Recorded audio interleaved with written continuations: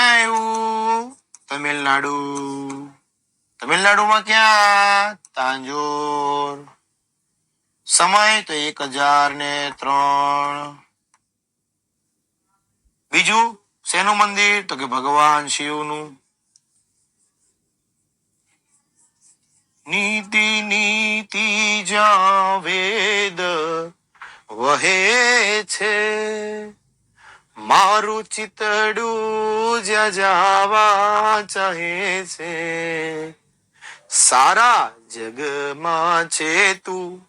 અને શબ્દ સાંભળો સાહેબ, ખરેખર રૂવાડા ઉભા થઈ એવા શબ્દો છે. સારા જગમાં છે તું, વાસુ તારા મહુ, શક્તિ આપો દયા કરીને, શિવ દર્શન આપો. હે ને? સરસ મજાનું આ જે લાઈન આખી બહુ ખતરનાક છે. એક એક લાઈનને તમે સમજો ને તો આમ આંખમાંથી આહુડા પડવા મળે એવું આખું છે શિવ સ્ત્રોત્રમ. એક પ્રહર એટલે 3 કલાક.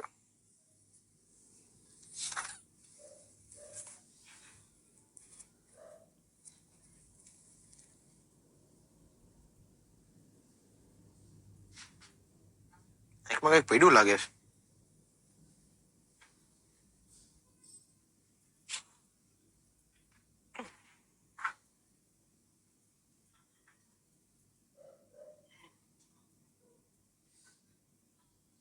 બે ખુશી, તારે શું અજંતાનું કામ છે? અજંતાની ગુફાનું શું કામ છે તારે ખુશી? હે? અજંતાની ગુફાનું તારે શું કામ છે? આ કોણ છે અજંતાની ગુફા વાળા?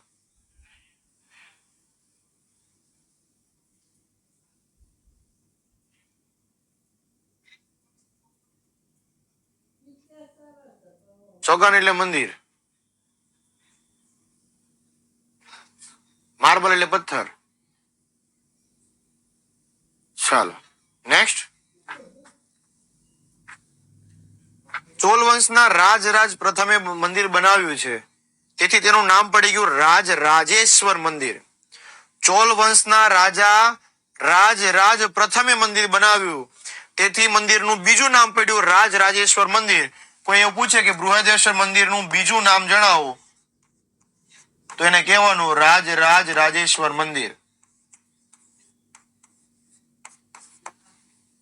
બીજું, લંબાઈ તો કે 500 ફૂટ, પહોળાઈ તો કે 250 ફૂટ, અને ચોગાન એટલે કે બાર, મંદિરની બહાર શું કહેવાય, ફળિયું અથવા મેદાન.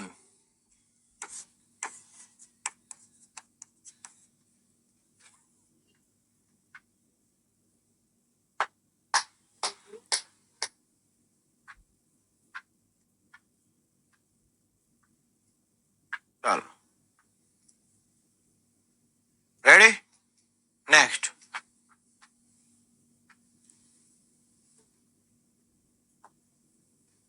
મંદિર જમીનથી 200 ફૂટ ઊંચું છે. આ જમીન હોય ને તો જમીનથી મંદિર આ 200 ફૂટ ઊંચું છે. ઓહો, સો મેની હાઈટ. બીજું, ઊંચા શિખર એટલે આ ભાગ છે ને શિખર કહેવાય. ઊંચા શિખર વાળા મંદિરમાં તો કે આ મંદિરનો સમાવેશ કરવામાં આવે છે.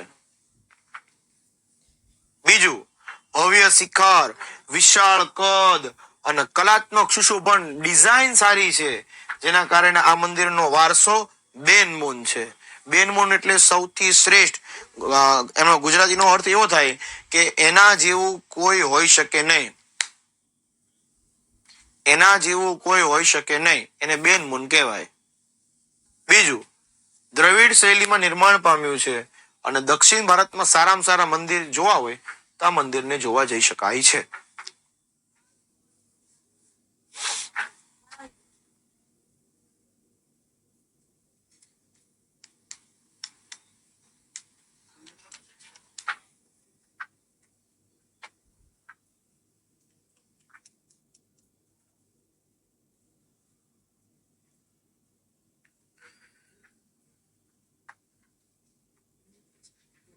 આ કયો મધ્ય નહીં